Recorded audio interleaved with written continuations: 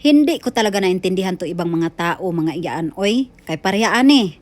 Nagtagalog ka, kay hindi naintindihan ng ibang mga viewers, no? Gipatagalog ka, no? Kay dili sila makasabot. So nagtagalog ka. Unya, kay imong accent, Bisaya man, nasuko. Nag-comment, giingnan dayon ka. Sus pag Tagalog, pag yun, oy, pag Bisaya na lang, oy, kay imong accent, Bisaya ramang gigihapon. Unya, kay nagbisaya ka.